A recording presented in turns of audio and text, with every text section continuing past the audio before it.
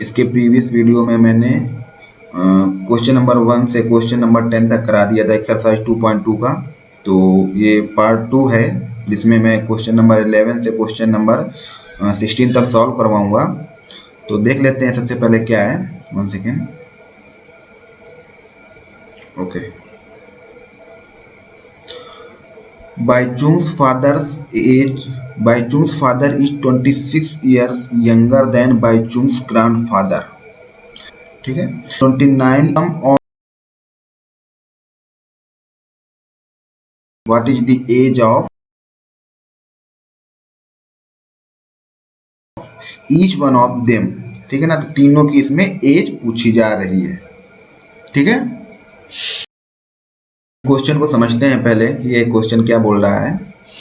ये क्वेश्चन बोल रहा है कि जो बाइचुंग्स के फादर की जो एज है, ठीक है ना, वो बाइचुंग्स के ग्रांड 6 इयर्स 29 बाइचुंग की एज से 29 इयर्स ज्यादा है। ठीक है ना। तो इसमें बीच में कौन कौन है? बाइचुंग्स फादर। ठीक है ना। तो बाई 26 क्यों?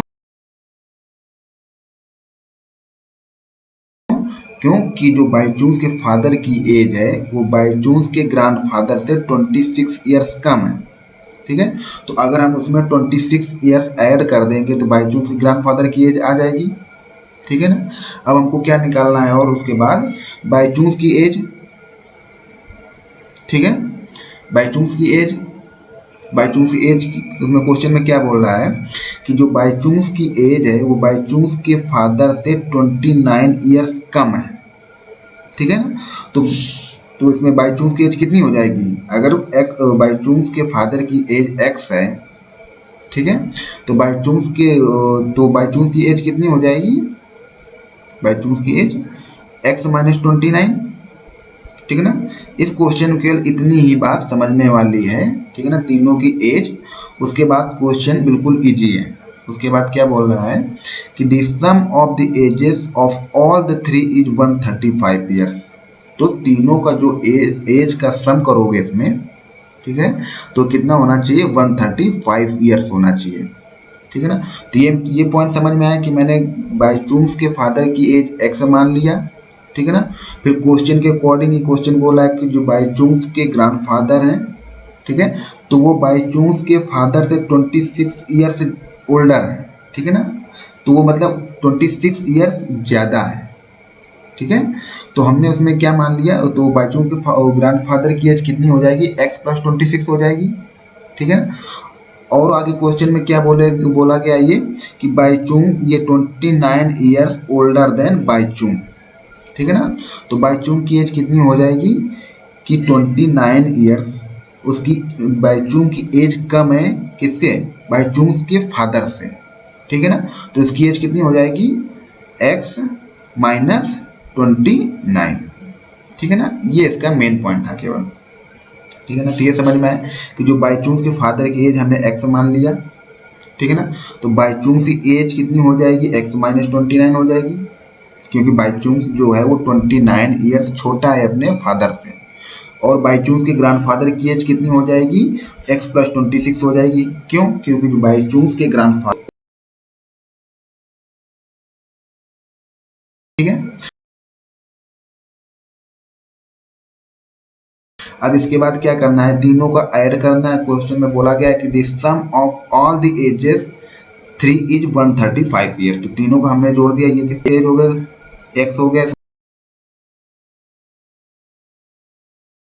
ग्रैंडफादर का, सॉरी बाइचुंग्स का एज। ठीक है ना। x प्लस 26 क्या हो गया? बाइचुंग्स के ग्रैंडफादर का एज। तो तीनों का जब सम किया तो हमारा कितना आना चाहिए? 135 आना चाहिए। ठीक है। तो हो गया तुम्हारे पास कितने हो गए? 3x हो गए। ठीक है ना। Minus 29 plus 26। ठीक है ना। तो कितना आएगा? -3 आएगा। ये 135 लिखा है। अब ये -3 इस तरफ जाएगा राइट साइड, तो काएगा हो जाएगा प्लस का हो जाएगा। तो कितना हो जाएगा? 138। ठीक है ना। ये 3x इज इक्वल टू 138 आ गया। ठीक है। अब क्या हमको 3 इधर से हटाना पड़ेगा क्योंकि हमको x की वैल्यू सिर्फ चाहिए, तो 3 को हम इधर से डिवाइड कर देंगे तो x की कितनी हो जाएगी 46 हो जाएगी। जब 3 का इसमें डिवाइड करेंगे 138 में तो कितना आएगा 46 आएगा, ठीक है ना। जबकि ये 3 3 जो है ये कैंसिल हो जाएगा, ठीक है ना। तो हमारे पास x की वैल्यू कितनी आ गई 46। तो मतलब हमने उसमें क्या माना हुआ था कि जो बाईचूंस के फादर की एज है वो कितनी है 46 है, ठीक है। तो बाईचूंस की एज कितनी हो जाएगी x माइनस 29, ठीक है ना। तो 46 माइनस 29 करोगे कितना आएगा 46 माइनस 29 करोगे तो कितना आएगा 7, ये 46 है, ठीक है ना, ये 17, ठीक है। तो बाईचूंस की एज कितनी आ गई 17 आ गई, और हमको बाईचूंस की ग्रैंडफादर की एज निकालनी है तो इसमें 26 ऐड कर देंगे, 26 प्लस 46 आए थे ग्रैंडफादर की एज, तो इसका 46 इसमें जब ऐड करोगे तो कितना आएगा 6 प्लस 6 12, 2 4 प्लस 2 6 7, ठीक है ना। तो हमारे पास इस तरीके से तीनों एज आ गई, ठीक है ना। ग्रांड उसके बाईचूंस की एज कितनी आ गई 17 ईयर्स आ गई, ठीक है ना। बाईचूंस के ग्रैंडफादर की एज 72 ईयर्स आ गई, ठीक है। बाईचूंस के फादर की एज कितनी आ गई 46 ईयर्स आ गई, जो कि हमने माना था। तो वही एक्स के वैल्यू जो आया वो बाईचूंस के फादर की एज हो गई, ठीक है। अब उसके बाद देखते हैं नेक्स्ट क्वेश्चन। वही अल्टरनेट करके क्वेश्चन दे दिया गया केवल दूसरी तरीके से सॉल्व करके।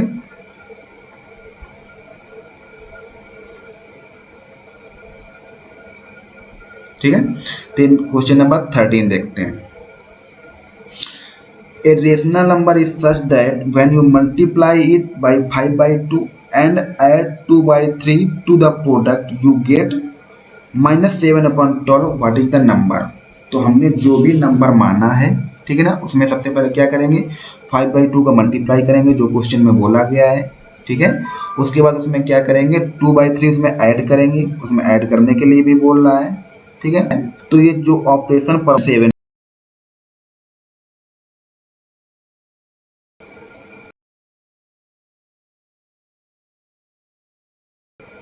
तो हमने नंबर कितना मान लिया x नंबर मान लिया,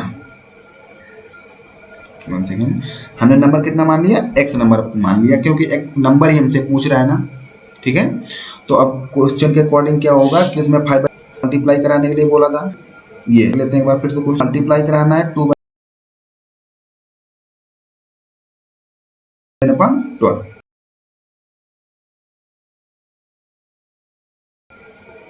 ठीक है। तो हमने क्या किया x हमारा नंबर था 5/2 को उसमें मल्टीप्लाई कराने के लिए बोला था, तो 5/2 को हमने x में मल्टीप्लाई करा दिया था, ठीक है। उसके बाद जितना हमको मिला उसमें 2/3 ऐड करना था, ठीक है ना। तो ऐड करने के बाद हमको टोटल वैल्यू कितना मिला -7/12।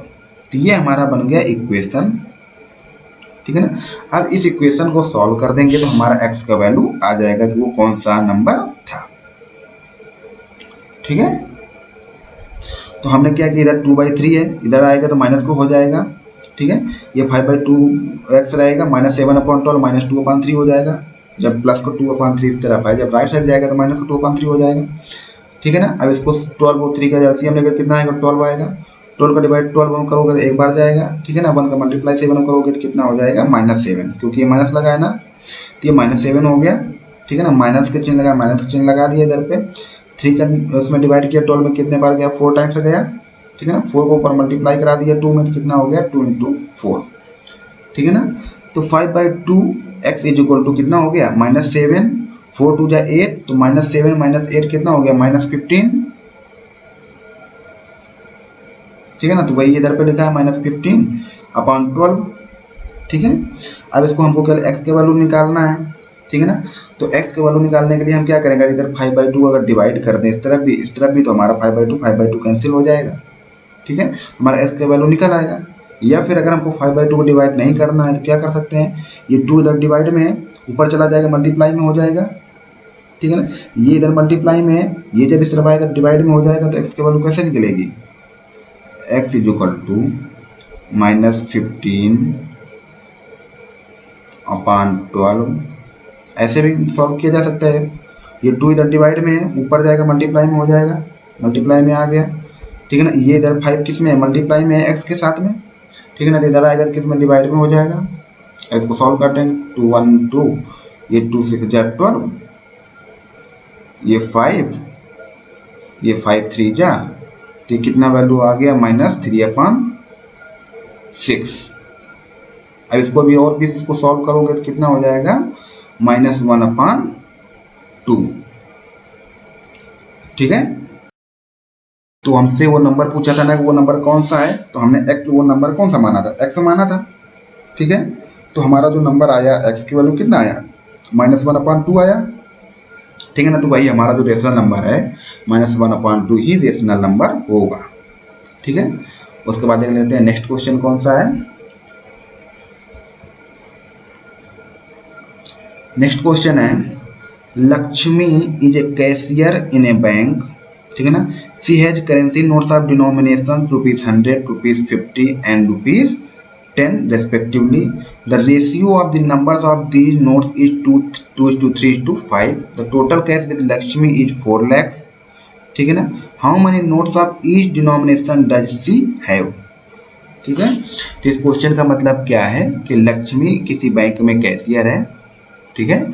उसके पास जो नोट्स है वो 100 रुपीज़ का नोट है, 50 रुपीज़ का नोट है एंड 10 रुपीज़ का नोट है, जिनमें कि इनका जो रेशियो है 2:3:5 है, ठीक है।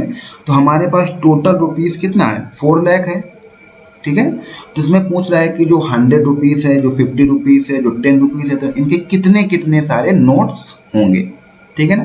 बेसिकली ये क्वेश्चन में पूछ रहा है, ठीक है ना। तो इसमें रेशियो दिया हुआ है 2:3:5, तो फिर से हम कॉमन रेशियो मान लेंगे x, ठीक है। कॉमन रेशियो हमने कितना मान लिया x मान लिया, ठीक है ना। तो 100 रुपीज़ का 100 रुपीज़ का कितने नोट्स हो जाएंगे 2x, इधर ये 2x ही आएगा ना, x कॉमन रेशियो तो तीनों में आएगा, ठीक है ना। तो ये कितना हो जाएगा, ये 2x हो जाएगा, ये 3x हो जाएगा, ये 5x हो जाएगा। इसको लिख देते हैं, ये 2x, ये 3x, ये 5x। तो इतने नोट्स होंगे किसके 100 रुपीज़ के कितने नोट्स होंगे 2x होंगे, ठीक है ना। 50 रुपीज़ के कितने नोट्स होंगे 3x होंगे, ठीक है ना। 10 रुपीज़ के कितने नोट्स होंगे 5x नोट्स होंगे, ठीक है। तो हमने कॉमन रेशियो x माना एक, ठीक है ना। हमको रेशियो दिया हुआ है तो वो x का हमने तीनों में मल्टीप्लाई करा दिया, तो हमारे उतने उतने सारे नोट्स हो जाएंगे, ठीक है ना। अब क्वेश्चन में हमको बोला गया है कि हमारे पास टोटल रुपीज़ कितना है 4 लाख है, ठीक है। तो जैसे हमारे पास बोला जाए कि हाँ हमारे पास 10 नोट्स हैं 100 रुपीज़ के, कितने नोट्स हैं 10 नोट्स हैं 100 रुपीज़ के, ठीक है। तो हमारे पास टोटल पैसा कितना हो जाएगा, तो 10 × 100, ठीक है, तो 1000 रुपीज़ हो जाएगा। वैसे ही इसमें क्या है 100 रुपीज़ का एक नोट है, ठीक है ना। हमारे पास 100 रुपीज़ कितने टोटल नोट्स हैं 2x नोट्स हैं, तो कितने नोट्स हो जाएंगे इसके, मतलब 100 रुपीज़ का जो कितना रुपीज़ हो जाएगा वो 2x × 100, ठीक है। तो 100 रुपीज़ के जो नोट्स हैं, ठीक है ना, तो टोटल रुपीज़ कितना हो जाएगा 100 का मल्टीप्लाई करा देंगे 2x में। ये समझ में आया कैसे आया, क्योंकि हमारे पास जो नोट्स हैं 100 के वो कितने हैं 2x हैं, ठीक है ना। ये x है, ये बीच वाला मल्टीप्लाई है, ठीक है ना, दोनों ये x नहीं है, ठीक है। तो हमारे पास 100 के जो 2x नोट्स हैं, तो हमारे पास कितने रुपए होंगे इसके 200x हो गए। इसी तरीके से हमारे पास 50 रुपीज़ का एक नोट, ठीक है ना, तो कितने नोट्स हैं हमारे पास 3x है, ठीक है ना। तो कितना रुपीज़ हो जाएगा 150x हो जाएगा। अब 10 रुपीज़ का जो नोट्स है वो कितने नोट्स हैं 5x, तो टोटल रुपीज़ कितना हो जाएगा 50x हो जाएगा। अब बोल रहा है कि जो टोटल रुपीज़ है वो कितना है 4 लाख है, ठीक है। तो तीनों को जब जोड़ोगे तो हमारे पास टोटल कितना पैसा होना चाहिए 4 लाख रुपीज़ होना चाहिए, ठीक है। इसी वजह से हमने इसको नोट्स में कन्वर्ट किया, पैसों में कन्वर्ट किया है, क्योंकि हमारे पास जो क्वेश्चन में वैल्यू दिया हुआ है वो रुपीज़ में दिया हुआ है कि हमारे पास इतने रुपीज़ हैं, ठीक है। तो इसी वजह से मैंने सारे जो नोट्स हैं, ठीक है, तो उनको मैंने रुपीज़ में ही कन्वर्ट कर लिया है। तो हमारे पास टोटल 200 ये इतने रुपए थे, ये 150x रुपीज़ थे, 50x रुपीज़ से तीनों को ऐड कर दिया तो हमारे पास कितने रुपए होना चाहिए 4 लाख होना चाहिए। तो ये हमारा क्या बन गया, एक इक्वेशन बन गया, ठीक है। तो ये 4x = 4 लाख हो गया। अब इसको सॉल्व कर दिया, ठीक है। तो हमारे पास कितना हो गया, x इज इक्वल टू 1000 हो गया। और हमको क्वेश्चन में क्या पूछा गया था कि हमारे पास जो नोट्स हैं 100 के, 50 के, 10 के, तो ये कितने कितने नोट्स होंगे। तो वो हमने देखा था यहाँ पर कि कितना 2x, 3x, 5x, ठीक है। तो जो 100 रुपीज़ के नोट्स थे वो कितने थे, 2x थे, ठीक है। तो x की वैल्यू तो 1000 आ गई। अब 2x की वैल्यू रख देंगे तो कितना हो जाएगा, 2 इंटू 1000, तो 2000 नोट हो जाएंगे किसके, 100 रुपीज़ के, ठीक है ना। 50 रुपीज़ का जो रेशियो था वो कितना था, 3x था, ठीक है ना। तो 3 में 1000 का मल्टीप्लाई कराएंगे तो 3000 नोट्स किसके हो गए, 50 रुपीज़ के, ठीक है। 10 रुपीज़ के कितने नोट्स कितने हो गए, 5000, ठीक है। तो ये क्वेश्चन नंबर हो गया आपका 14। क्वेश्चन समझ में आया, ठीक है ना। तो इसमें मेन चीज़ करना क्या है कि हमको ये जो रेशियो दिया हुआ है, ठीक है, हमको क्वेश्चन में बोल रहा है कि जो हमको जो भी बात करनी है वो रुपीज़ में बात करनी है। टोटल रुपीज़ हमारे पास कितना है, 4 लाख है। तो हमने जितने भी ये रुपीज़ हैं, ठीक है ना, हमने उसको रुपीज़ में कन्वर्ट कर दिया, फिर उसके बाद टोटल कर दिया। तो टोटल हमारा कितना आना चाहिए, 4 लाख, जो कि हमारा इक्वेशन बन गया, ठीक है। नेक्स्ट क्वेश्चन देखते हैं, क्वेश्चन नंबर 15। क्वेश्चन नंबर 15 बोल रहा है कि I have a total of rupees 300। हमारे पास टोटल रुपीज़ कितने हैं, 300 in coins of denomination of rupees 1, rupees 2, rupees 5। अब इस बार हमारे पास कॉइन्स हैं, कितने कितने रुपए के, 1 रुपए का कॉइन्स है, कुछ 2 रुपए के कॉइन्स है, कुछ 5 रुपए के कॉइन्स हैं, ठीक है ना। आगे बोल रहा है कि the number of rupees 2 coins is 3 times the number of rupees 5 coins.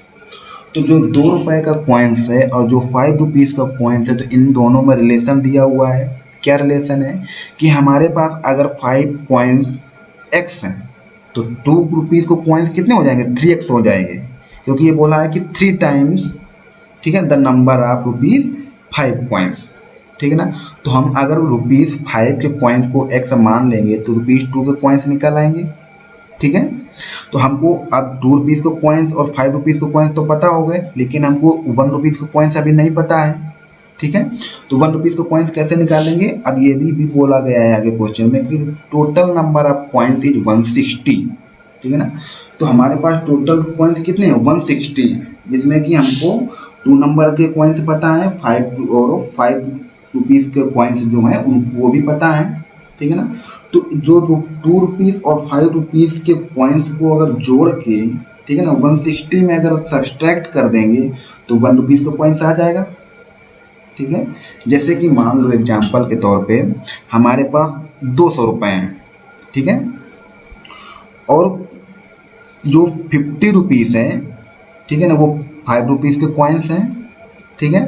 जो 100 रुपीज़ हैं वो 10 रुपये के कॉइन्स हैं, और कुछ जो रुपए बच्चे, ठीक है ना, तो वो कितने कॉइन, किसके कॉइन्स हैं, 2 रुपीज़ के कॉइन्स हैं। तो 100 रुपीज़ हो गए, इधर इधर 50 रुपीज़ हो गए, दोनों को ऐड कर दिया 150 हो गया। तो हमारे पास टोटल 200 ही है, ठीक है ना। 200 माइनस 50 करोगे कितना हो जाएगा, 50 बचेगा। तो वही मैं इसमें कॉन्सेप्ट लगा रहा हूँ कि हमारे पास 2 रुपीज़ का कॉइन्स और 5 रुपीज़ का कॉइन्स पता है, ठीक है ना। तो रुपीज़ 1 का कॉइन्स कैसे निकालेंगे, टोटल जितने कॉइन्स हैं उनको इन दोनों को जोड़ के घटा देंगे, ठीक है। तो मान लो हमने मान लिया, 1 सेकेंड, जो रुपीज़ 5 के कॉइन्स हैं वो x है, ठीक है ना। तो 2 रुपीज़ के कॉइन्स कितने हो जाएंगे, 3 टाइम्स हो जाएंगे, क्वेश्चन में बोला गया तो 3x हो गया, ठीक है ना। तो अब हमको टोटल ये x हो गए कॉइन्स हो गए, ये 3x कॉइन्स हो गए, ठीक है।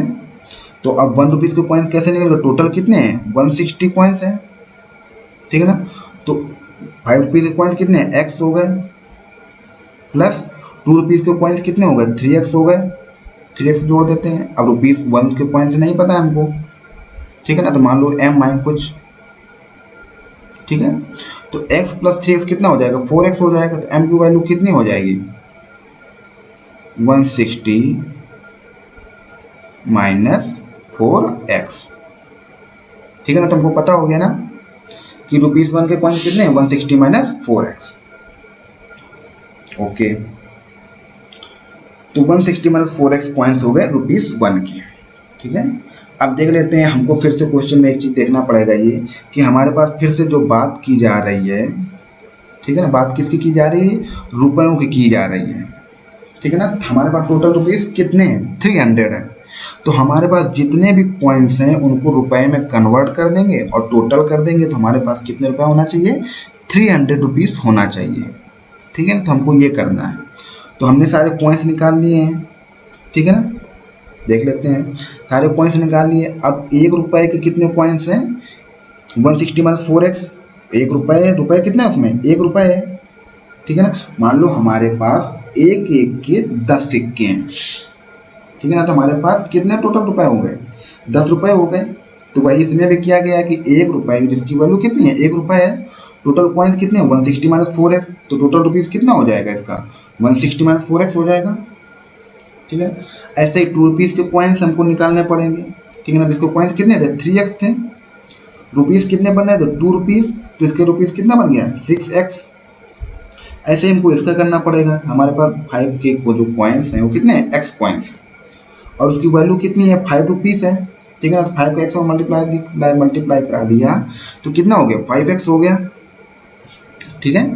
तो हमारे पास इन दोनों को सबको ऐड करने के बाद हमारे पास कितना रुपए होना चाहिए, 300 रुपीज़ होना चाहिए, क्वेश्चन में बोला गया है, ठीक है ना।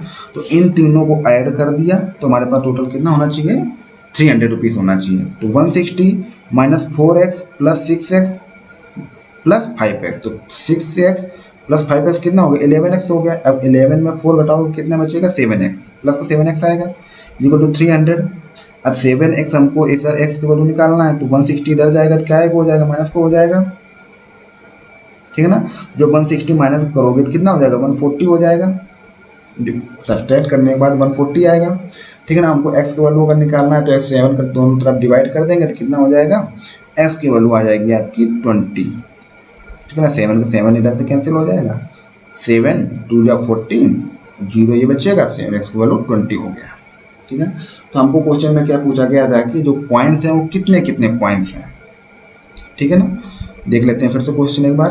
क्वेश्चन में क्या पूछा गया था कि how many coins of each denominations are with me. तो मुझे पता करना है कि 1 रुपए के, 2 रुपए के और 5 रुपए कितने कितने कॉइन्स हमारे पास होंगे, ठीक है ना। तो हमारे पास 1 रुपए के कॉइन्स कितने थे, 160 माइनस 4x, एक्स की वैल्यू हमारे पास कितनी आ गई, 20 आ गई, तो एक्स की वैल्यू 20 रखेंगे, 24 हो जाए कितना हो जाएगा, 80, 160 माइनस 80 कितना हो जाएगा, 80 आएगा। तो हमारे पास 1 रुपीज़ को कॉइन्स कितना हो गए, 80 कॉइन्स। फिर उसके बाद ₹2 को कॉइन्स कितने हो रहे थे, 3x, एक्स की वैल्यू रखा 20, तो 23 का कितना हो गया, 60, तो ₹2 के कॉइन्स कितने हो गए, 60 रुपीज़ हो गए। इसके बाद देखते हैं ₹5 के कॉइन्स कितने हो गए, x इक्वल टू 20, ठीक है। तो ये हो गया क्वेश्चन समझ में आया। मतलब क्या करना है कि 1 रुपीज़ के कॉइन्स हैं कुछ, 2 रुपीज़ के कॉइन्स हैं कुछ, 5 रुपीज़ के कॉइन्स हैं, 2 रुपीज़ और 5 रुपीज़ के कॉइन्स में हमको रिलेशन दिया हुआ है, ठीक है ना। तो हम 5 रुपीज़ के कॉइन्स को मान लेंगे, ठीक है ना। उसके बाद उसी से हमको 2 रुपीज़ के कॉइन्स निकाल आएंगे। उसके बाद 1 रुपीज़ के कॉइन्स निकालने के लिए टोटल कॉइन्स में से इसको सब्सट्रैक्ट कर देंगे, ₹2 को कॉइन्स जितने हैं और ₹5 के कॉइन्स जितने हैं, ठीक है। उसके बाद इसको रुपयों में टोटल कन्वर्ट कर लेंगे, उसके बाद टोटल सम कर देंगे, तो हमारा टोटल सम होना चाहिए 300। इस तरीके से हमारा इक्वेशन बन जाएगा। इक्वेशन बनने के बाद x की वैल्यू निकाल लेंगे और उसमें रख देंगे कितने कितने कॉइन्स होंगे, तो ये हमारे इस तरीके से आंसर आ जाएगा, ठीक है। इसके बाद देख लेते हैं नेक्स्ट क्वेश्चन क्या है। The organizer of an essay competition decides that winner in the competition gets a prize of ₹100। कोई कंपटीशन है जिसमें कि जो जीतता है, विनर है, उसको कितने रुपए का प्राइज मिलता है, 100 रुपीज़ का। And a participant who does not win get a prize of ₹25। तो मतलब जो हार जाता है, ठीक है ना, उसको कितने रुपीज़ का प्राइज मिलता है, 25 का। अब बोल रहा है कि the total prize money distributed is ₹3000। Total हमने कितना स्पेंड किया, 3000 स्पेंड किया। तो 3000 जब स्पेंड किया तो उसमें कुछ जीते होंगे, कुछ उनको पैसा गया होगा, कुछ हारे होंगे, ठीक है ना। कुछ उनको पैसा गया होगा, वो हमको पता नहीं है कि कितने जीते हैं कितने हारे हैं, ठीक है ना। अब बोल रहा है कि find the number of winners if the total number of participant is 63, ठीक है। टोटल नंबर ऑफ पार्टिसिपेंट कितने, 63 है, ठीक है। तो 63 में कुछ हारे होंगे और कुछ जीते होंगे, तो जीतने वालों को 100 रुपीज़ का रिवार्ड मिलेगा और जो हारे होंगे उनको 25 रुपीज़ का रिवार्ड मिलेगा, ठीक है ना। तो हम किसी एक को मान लें कि ठीक है, किसी को भी हम मान सकते हैं। मान लिया हमने कि जो विनर्स हैं उनको कितने हैं, एक्स हैं। विनर्स कितने हैं, एक्स हैं, जबकि टोटल कितने थे, 63। तो जो हारने वाले होंगे वो कितने हो जाएंगे, 63 माइनस एक्स। भाई हमारे पास टोटल जो पार्टिसिपेंट थे वो 63 थे, ठीक है ना। तो जीतने वाले कितने, एक्स हैं, तो हमारे पास हारने वाले कितने हो जाए, 63 माइनस एक्स। मान लो हम किसी पार्टी में 20 लोग हैं, ठीक है ना, उसमें से 10 लोग जीत गए, ठीक है ना। तो हारे कितने लोग, 10 लोग हारे, 10 जीते 10 हारे, तभी तो टोटल जाके 20 हुआ जाके। तो वही इस क्वेश्चन में भी करना है कि टोटल हमारे पास कितने हैं, 63 लोग हैं, इसमें कि x लोग जीतने वाले हैं, तो हारने वाले कितने हैं, 63 माइनस एक्स, ये वैल्यू हो गया, ठीक है। तो उसमें जब बोला गया था कि हमको कितना पैसा देना, फिर से देखो वही बात की जा रही है कि जो पैसा हमको जो टोटल दिया हुआ है वो क्या दिया है, वो रुपीस में दिया हुआ है, ठीक है ना। जीतने वालों को 100 रुपीज़ का रिवार्ड मिला है, हारने वालों को 25 रुपीज़ का रिवार्ड मिला है। तो टोटल हम उसमें टोटल कर देंगे, जीतने वाले प्लस हारने वालों का रिवार्ड कर देंगे टोटल, तो हमारे पास कितना आ जाएगा, 3000 आ जाना चाहिए, ठीक है ना। उससे हमारा क्या बन जाएगा, इक्वेशन बन जाएगा, ठीक है, ठीक है। तो देख लेते हैं, amount given to the winners, तो जीतने वालों की कितना दिया गया पैसा, एक्स थे जीतने वाले, हर एक को 100 रुपीज़ दिया जा रहा है, ठीक है ना। तो हमारे पास टोटल रुपीज़ कितना हो गया, 100 एक्स रुपीज़ जाएगा, ठीक है। मान लो एग्जाम्पल के तौर पे कि 5 लड़के हैं जिनमें कि सबको 100 रुपये दिए जा रहे हैं, तो हमको कितना टोटल पैसा देना पड़ेगा, 500 रुपये देना पड़ेगा। एक को अगर 100 रुपये देंगे तो 5 लोगों को कितना देना पड़ेगा, 500 देना पड़ेगा। तो वही इस क्वेश्चन में भी किया गया है, ठीक है। अब जो हारे हैं, ठीक है ना, जो वो डिड नॉट विन, तो उनको कितना देना पड़ेगा, उनकी संख्या कितनी थी, 63 माइनस एक्स, और एक को 25 दिया जा रहा है, टोटल कितने हमारे पास 63 माइनस एक्स, तो दोनों को मल्टीप्लाई करा दिया, कितना आ गया 1575 माइनस 725 एक्स, ठीक है। तो इतना पैसा ले जा रहे हैं जीतने वाले और इतना पैसा ले जा रहे हैं हारने वाले, ठीक है। अब इन दोनों का टोटल आना चाहिए हमारा कितना, 3000, क्योंकि हमने टोटल पैसा जो रिवार्ड दिया है वो 3000 ही दिया है। तो हमने टोटल कर दिया 100x, इसका 100x ऐड कर दिया, 100x प्लस 7 ये वाला वैल्यू ऐड कर दिया, 1575 माइनस 25x जो 3000। अब इसको इन दोनों क्या होगा, 100x माइनस 25x करोगे कितना आएगा, 75x आ जाएगा। ये 1575 इधर प्लस का इधर जाएगा, माइनस का हो जाएगा, तो घटाने के बाद कितना बचेगा, 1425, ठीक है ना, इधर 75। अब हमको इधर से 75 हटाना पड़ेगा, तो 75 को डिवाइड कर दिया, इधर पे भी 75 कैंसिल आउट हो जाएगा। इधर जब 1425 में डिवाइड करोगे तो 19 टाइम्स जाएगा, तो एक्स वैल्यू कितना हो गया, 19, ठीक है ना, एक्स वैल्यू कितना हो गया, 19। तो हमारे पास जो विनर्स हैं, ठीक है ना, तो कितने विनर्स हैं, 19 विनर्स हैं। तो हारने वाले कितने हो जाएंगे, 63 माइनस 19, ठीक है ना। तो कितना हो जाएगा,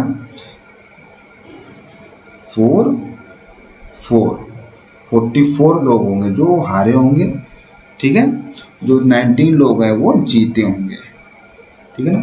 तो इस तरीके से ये एक्सरसाइज 2.2 का फिनिश हुआ। ये पार्ट 2 था जिसमें कि मैंने क्वेश्चन नंबर 11 से क्वेश्चन नंबर 16 तक सॉल्व कराया है, ठीक है। और इसके प्रीवियस वीडियो में मैंने क्वेश्चन 1 से क्वेश्चन नंबर 10 तक सॉल्व करा दिया है, जिसका लिंक मैं इस वीडियो के डिस्क्रिप्शन बॉक्स में डाल दूंगा, वहाँ से आप चेक कर सकते हैं इसके पहले वाले वीडियो में, ठीक है। Thank you.